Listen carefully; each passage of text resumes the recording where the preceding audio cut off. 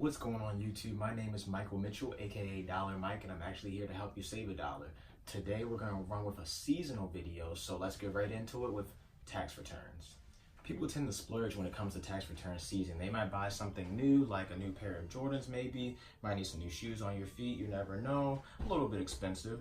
They could buy a new iPhone, a little bit more expensive, but they might want a new phone in their hand that they don't need.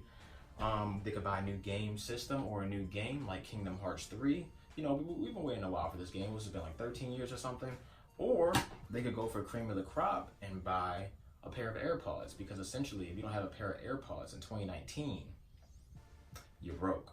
So as far as this video goes, I'm just here to give you a couple of tips that I have that'll help you when it comes to getting your tax returns back and put you in a better state of mind, better place, better state of money in 2019.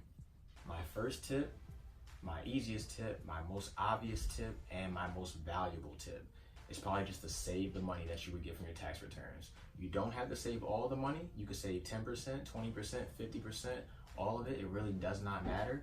Regardless, you should save some of that money to put to the side. You can use it for the future, the further future, the super future, who knows? You can use it for anything, anytime, any place, anywhere you need it, or you can put it towards one of your goals in Qapital, because essentially it's still saving it and you're pushing it towards something you want to do in the future. Watch my previous video for that. But regardless of the fact, the golden rule, just save the money.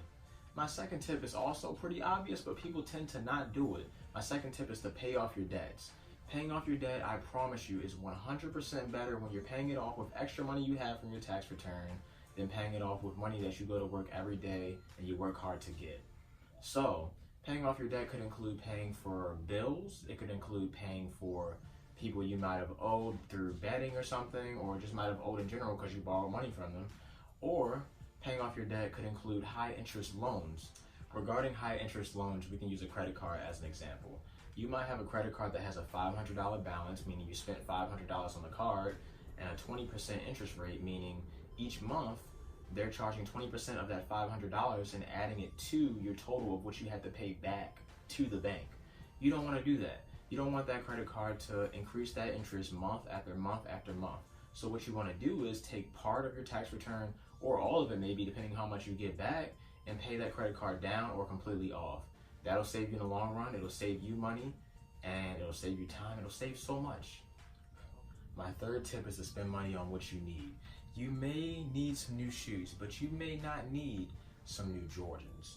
You may need a new phone, but you may not need an iPhone XS Max. Wow, that's a terrible name, Apple, and it sucks. I need you to change that name. Regardless, you also may need a new laptop, but you might not need a MacBook Pro.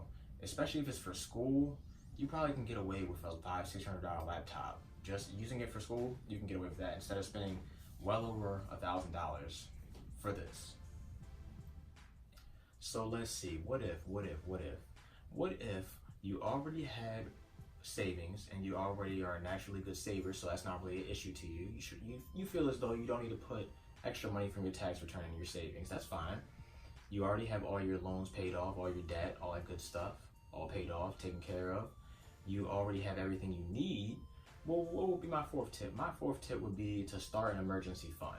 Starting an emergency fund is completely different from having a savings account, simply because you're having money extra for buying stuff that you essentially would need in the future, but you don't want to use your savings account to pay for.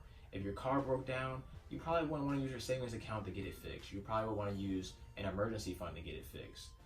If your laptop broke, you probably wouldn't want to use your savings account to get that taken care of. You would probably want to use an emergency fund. The same thing goes for something like a uniform at work. Maybe you tore your uniform or something. Maybe it costs $60 to replace.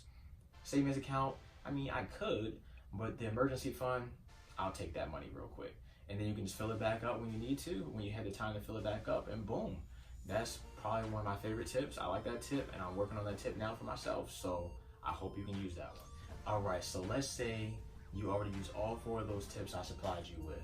If you use those 4, I don't see any reason why you couldn't just go out and buy whatever you wanted to buy anytime you wanted to buy it, and use the tax return money as well to get it done that way. In the end, I just want to say thank you for watching this video. Like, subscribe, drop those comments down below if you have any tips to help me. Maybe you can help somebody in the comment section. I can toss them in the next video. You never know. Thank you for watching this video again. I really appreciate it. I'm out.